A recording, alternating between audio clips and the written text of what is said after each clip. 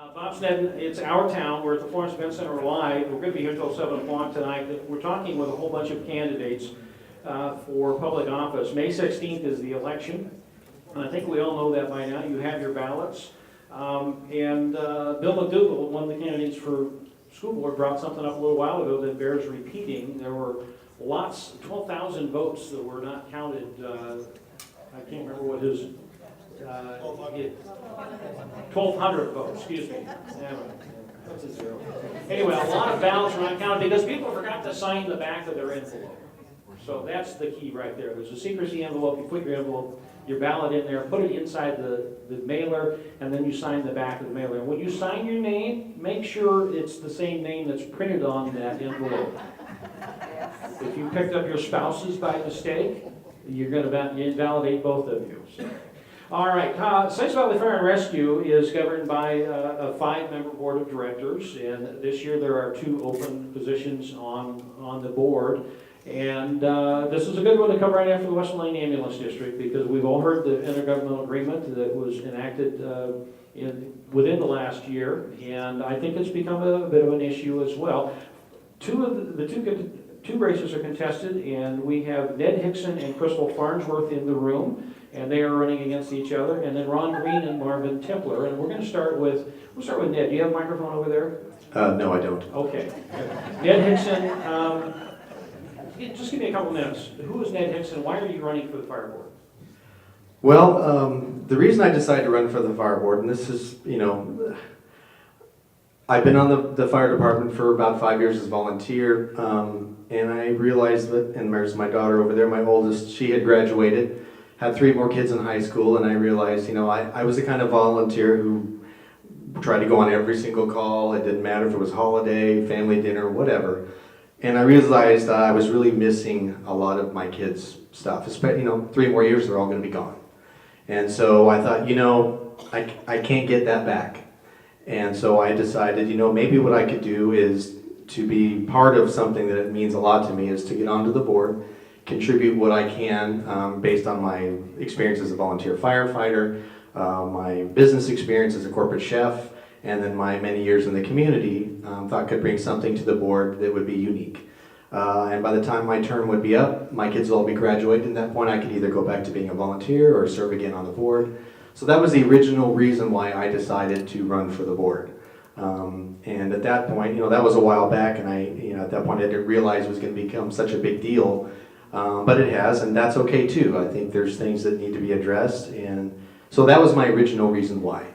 Pretty simple. All right, running against Ned Hickson is Crystal Farnsworth. And who's Crystal Farnsworth, and why are you running for the board of directors? Okay, well, I decided to run for the board with the intent and goal of perpetuating and encouraging the increased training and more rigorous training that has been taking place at the fire department over the last 3 years. I want our firefighters, both the paid employees and the volunteers, to be really well trained, so that when they show up to your house for your emergency, that they're not just running on adrenaline, they know exactly what they're doing. I also think that's important as a board to hold the chief accountable for the things that have come out of the strategic plan, for instance, including the IGA.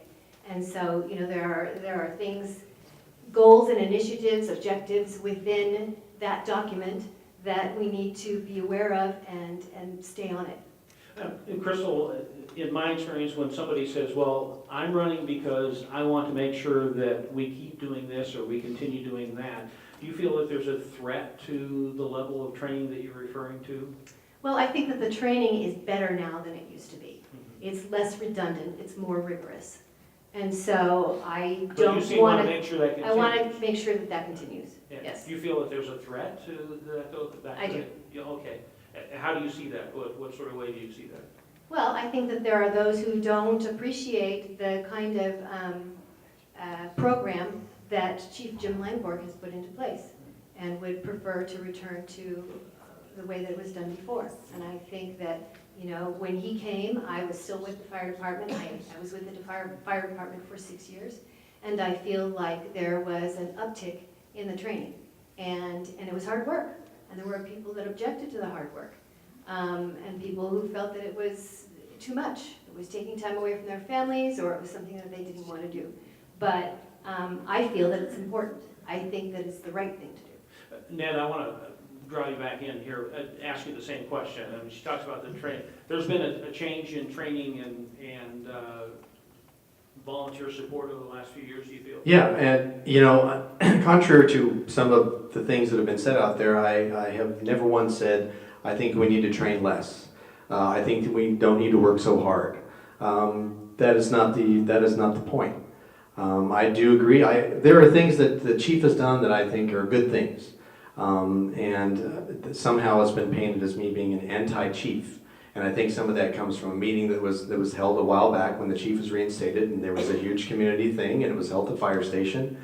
And what I said was, I did get up and I spoke towards the end of it, and what I said was, and at that point I was the president of the Firefighters Association, and on behalf of the volunteers, I said, we need to come together as a department, and for the benefit of the community and the people. We need to put aside our differences, and we need to come together for the fire department and for the community. And that's exactly what I said. And that's all I said. Yeah. Do you feel that's taken, has that occurred, do you think? That people will put that aside? I think so. I think for the most part, I mean, there's always going to be, everyone's going to have their opinion about what the direction things should go and the direction things shouldn't go. But ultimately, I think overall, thanks to, we have a recruitment officer now, we have a training officer now. They're both doing a great job. I know that volunteers, or the level is coming back up to the level that it once was. The number of volunteers. The numbers of volunteers. I think operationally, for the most part, things are moving in a positive direction. And from the board's perspective, our job is to make sure that continues, and to continue the vision of the department, along with the responsibility that we have to the taxpayers to make sure that the money is being spent in the right areas for the right reasons. All right.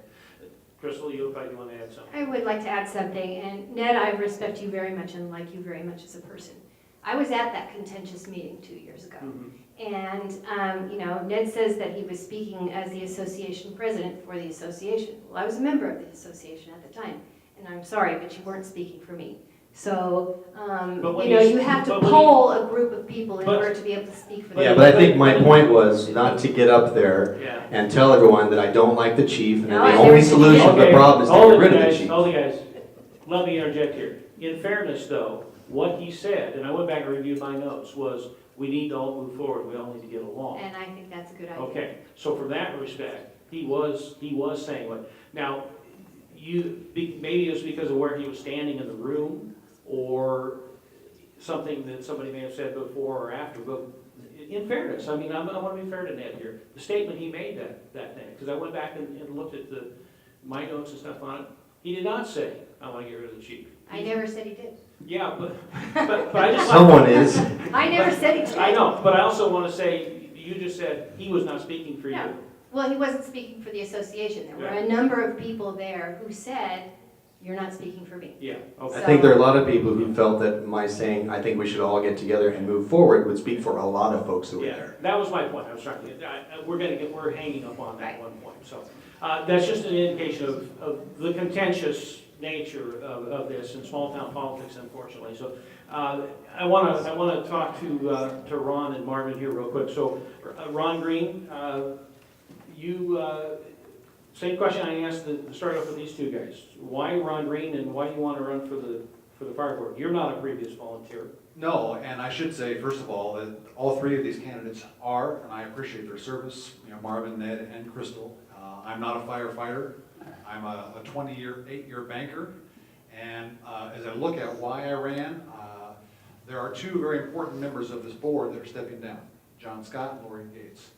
Both have quite a bit of experience in management, finance, and I see a hole of knowledge that's on this board. And I think that my skill set as a community leader, as a finance expert, I have financed municipalities like the fire district and other city agencies my entire career, that I can lend a tremendous amount of financial input, an even perspective. I see around this room there are a number of employees and clients that I work with who know my behavior, which is very calm, cool, and collected. And so I intend to govern that way. I think it's very important to recognize that a board of directors has nothing to do with operations, and it should stay that way. A board should have its ears close to operations, its nose close to operations, but its hands out. And I think that's why they've hired a chief. Now, I should say, I'm not a chief sympathizer. I like Jim Langborg. I think he's doing a good job, but I don't, if I was elected, I'm not gonna pass on Jim and say, oh, he's doing great. The board will hold him accountable, as well they will for the operation of the IGA. I think he's doing a good job, but that doesn't mean we're not gonna keep our eye on him. Well, you answered my follow-up question there was, but doesn't the board have a responsibility to keep their chief management officer? I look at the chief and a lot of the things that, I wasn't at that meeting 2 years ago, and I'm not gonna put any words in anybody's mouth, but Jim Langborg and myself share a lot of similarities, in that he is essentially the CEO of that company, as I am of the one that I run. And we have a board of directors who does not want to be involved in operations. That's why they've hired me. But if I don't do the job, they're going to get rid of me. And so that's the role of the board, and that's the role of the chief. Marvin Tipler recently retired from the fire district, and a few years ago retired from the Western Lake Ambulance District, and you've been responding lights and sirens in the community for what, 35 years?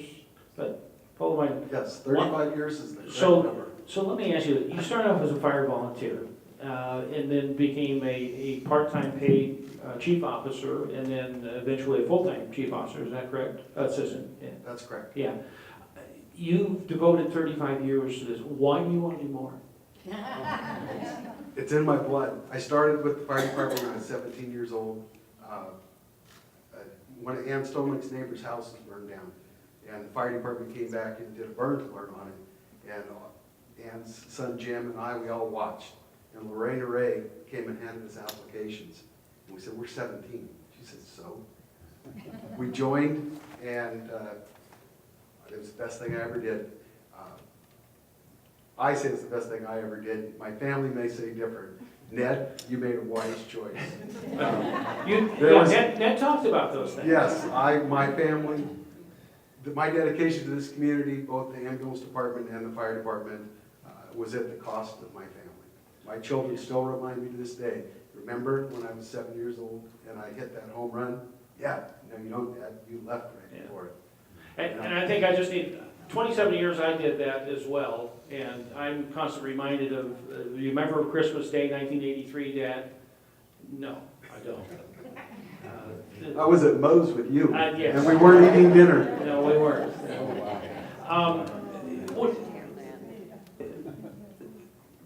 The issue with the IGA and the chief has come up. What do you see the board's role in overall functioning of the fire district, Marvin?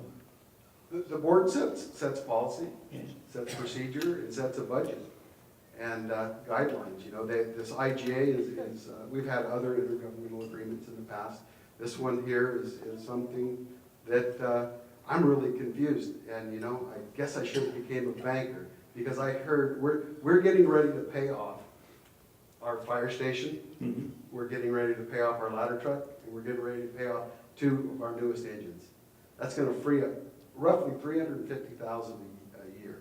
That's a third of our budget. Now I just heard that we've saved $105,000 by this IGA. I heard 130, and then I heard Ann's numbers. You know, Jim Langborg's prediction is that at our current tax rate, the fire department is going to be running in the red by 2020. Those were the numbers he presented at the budget meeting. Is that correct, Ron? That was the numbers presented, Yes. Yeah. Yeah. So I'm just in here, like I said, I passed math. I'm pretty good at math. I can build a house, I can read tape measure, pretty good at math.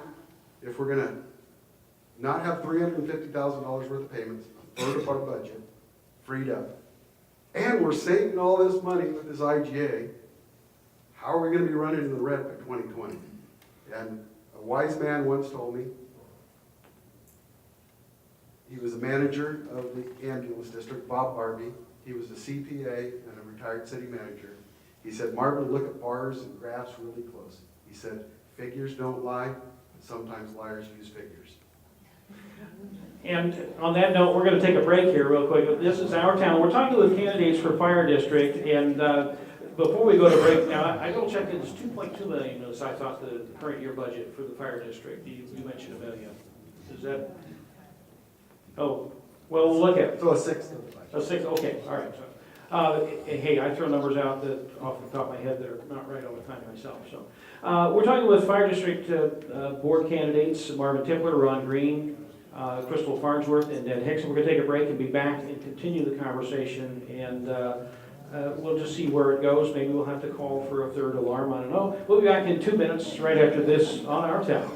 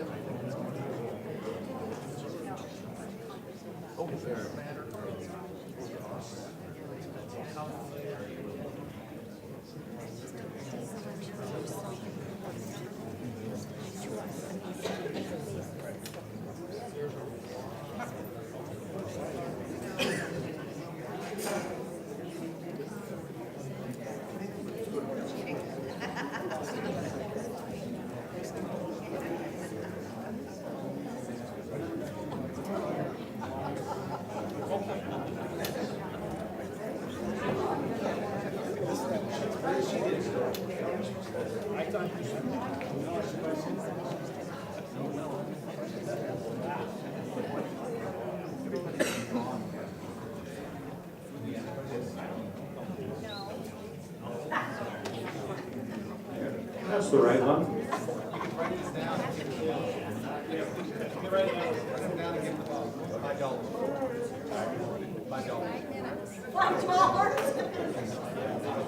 Per person in the room. $5 for every person.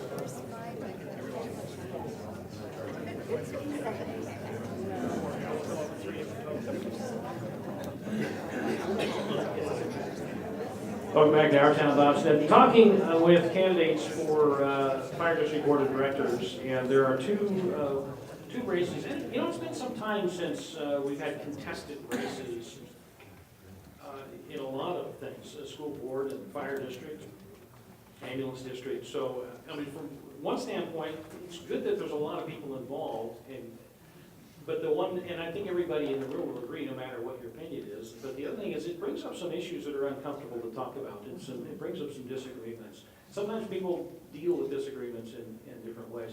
Marvin, I want to let you finish. Marvin Tipler, why, during the break, you reminded me that I had to let you say why you wanted to run for the board. So give me that real quick. So I started when I was 17 at the fire department. About 5 years into it, I started to attend board meetings. And I was the youngest person in the room for many, many years. I liked knowing how it worked. Just kind of like when I became a paramedic, I needed to know how bodies worked, you know. Loved going to the board meetings. Most of my 26 years I was at the ambulance department, I attended board meetings. Learned a lot. I learned what a good board member is. I learned what some pretty bad board members are, and then some board members that just showed up.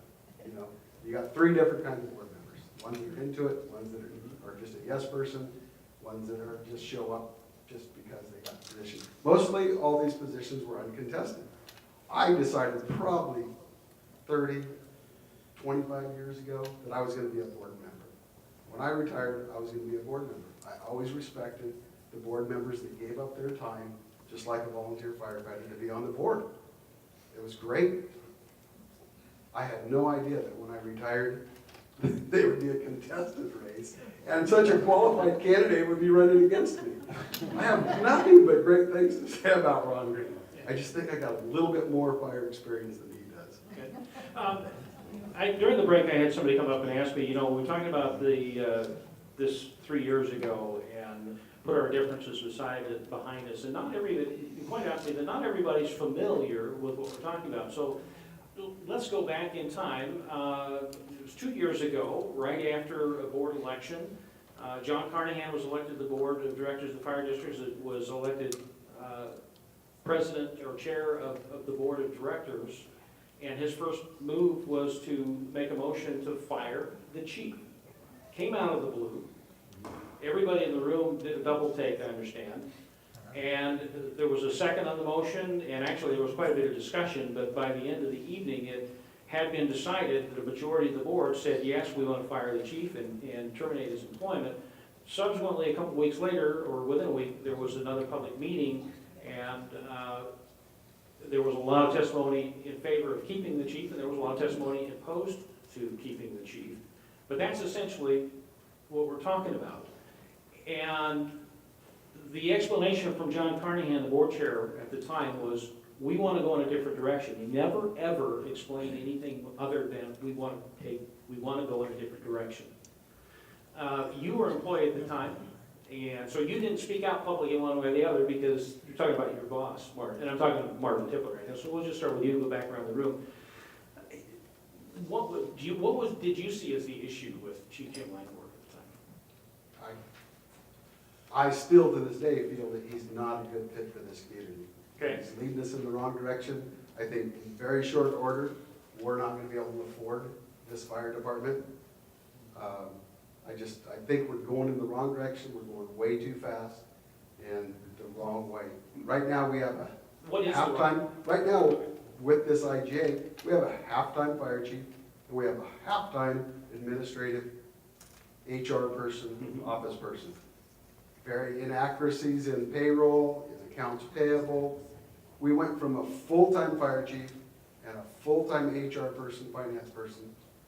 The fire department now has a halftime fire chief and a halftime finance person. I don't care how much money people say that saves, doesn't save. It's not good for the fire department. It's not good for the firemen. It's not even good for the new recruiting department. My son just went through the last recruit academy. I can guarantee you for 35 years, the fire chief was the first one to speak to a new recruit class. Gave him his orientation, welcomed him, told him how proud he was of him. Do you want to know how many times Jim Langford came to the recruit academy of this last one? And it was like a recruit academy with 16 people. You know how many times? You're going to tell us. 0. Okay. Did Chief Jim Dickerson, who is the operations chief? 2 times. Okay. 2 times, very, very, very, very. So the wrong direction you're talking about is the intergovernmental agreement is siphoning too much of the skills and the capabilities of the administrative staff. Of the current. But the motion to fire him came before that. Right. I wasn't on the board at that time. You would need to ask the board members that were Okay. there at that time. I asked a couple of them, all I got was, we want to go in a different direction. And that would have probably been a smart move. But nobody ever said what direction was the right direction or the wrong direction. So Marvin Tibble, Ron Green, you're running against him. Something you brought up, I mean, is that if your board of directors, your bosses, said, you know, we're going to take on a savings and a loan, not a bank, there's a few differences. And, you know, we think you are capable of running both of these organizations. I mean, isn't that a fair assessment, or a somewhat fair assessment? Well, our organization has 90 employees. Yeah. Okay. So no, it's not a fair assessment. But from a standpoint of the role of an executive over an entity, a company, a public district, I would say yes, because that one person does not lead the operations. They lead the mission and the culture of the organization. You mentioned Chief Dickerson in operations playing a critical role in what's going on. You know, I would say what's confusing to me about the whole issue of the criticism that I hear about the chief is that, you know, it's public record. You can go in and ask for his performance reviews, and I did that. I sat down with the chief as part of my preparation to run for this office to help me understand, and Marvin's absolutely right, I have no fire experience, but thank God I'm not putting turnouts on. That's not what the board does. Turnouts is I saw your look on your face, what's a turnout? The boots and the pants and Yeah. the coat, they help. But the board is an oversight of governing body. But I went in to review the plan, the strategic plan, the IGA, and he gave me, at my request, his performance review. during the time of a year ago, 2 years ago, and it's all stellar. And so the question I had for the board back then, which isn't the issue now, but one of the reasons why I'm going to promote strong governance, is did you even think about the fact that he could have sued you for wrongful termination? I mean, it would have cost the district millions of dollars, and I face this Oregon's an at-will employment state, but you can't terminate someone without cause. And if you do that, and he had a contract, the impact to all of you as taxpayers is monumental. You mentioned culture though, and the fire culture is unique. Fire department culture is unique. I mean, you will hear the word brotherhood, sisterhood, and everybody's in it and family. One of the things that Marvin brought up, and I interpret as he sees as kind of a disconnect almost from the top to the bottom, that interaction with the rookie firefighters that are going through the recruit class. I mean, that's not a policy issue, but does that concern you if that's true? If I was on the board, I would ask the chief about that, and I would agree with Marvin in that respect, but I wasn't there and I don't know the details, so I'm not going to comment on it. Like I said, we have 90 employees, and I know every employee of our organization very well. And so, but again, the culture of a financial institution versus a public entity, a fire district, is different. But that's a question to ask. And it seems like culture at the fire district, and you've not maybe been in direct contact with volunteer firefighters and that sort of stuff. I talked to a number of them during this last 60 days as I prepared for running, just to help me understand what's going on. I've been preparing for 30 years. You got your beat, Ron. Okay. And on that note, we're going to switch to the other race on the ballot. Crystal Farnsworth and Ed Hickson running against each other. You guys have both been in the culture, and you've been part of the brotherhood and the sisterhood. And if I say brotherhood, I mean in a Familyhood. non-gender specific way. Right, familyhood. The family, yeah. Crystal, the sorts of things that Marvin brought up. I mean, you have confidence? You said you have confidence in Chief Jim. I do have confidence in Chief Lindborg. I have also met with him. In preparing to run for this position, I went into his office and asked him for documents, some of which I have here, and he answered a number of our questions. I think he has an open door policy. Yeah. I think he's willing to answer anybody's questions who asks, and I think he is also willing to accept critique and to try to go forward that way. Were you aware of some of the errors that Marvin mentioned, payroll errors and accounts receivable and payable errors? And Well, like that? I can't speak to a lot of it, Yeah. but I know that with the IGA, the payroll system has been streamlined so that it covers both the Western Lane Ambulance and the fire department. But have you been aware of some of those issues that have been come up and looked into them? No. Okay, all right. Ned Hickson, let's talk about you. See, I mean, you said that you don't want the chief fired. You said that, even though some people have seemed to put that in your mouth at times. So I want to get that out there again. Let's talk about the culture. Is the chief, how important is it for the chief to come in and be one-on-one with new recruits and be directly involved? Well, I think that's as Ron said, he knows every employee that he has in his, in his position. Did you say that wrong? All 90. All right. And, we don't have quite that many, but between volunteers and full-time staff, we're, pushing 70 Yeah. plus. And I think especially for new recruits, I mean, I remember my experience coming on, and, we had a different fire chief back then. But regardless of who the fire chief was, it's, when you see the fire chief, like, oh, wow, it's the fire chief. And when they come up to you and they say, hey, Ned, or hey, they know your name, it leaves a big impression. And that's part of building that culture. You put literally sometimes are putting your life on the line with your fellow firefighters. And to know that the chief has your back because he knows you. And to have that connection with someone in that position makes you feel important, makes you feel like you're part of a culture that's very special. So I hadn't heard any of this before about that. I think but it's important to have that relationship with your firefighters. How about some of the errors that Marvin brought up? And I think Ann Snowlake referred to a couple of them as well. Some Right. mistakes in some accounting mistakes and payroll errors and stuff like that. I've heard these things. I'm in sort of, and I'm sure we'll probably get to this at some point, but I'm in sort of a unique position in the fact that I'm the editor of the paper.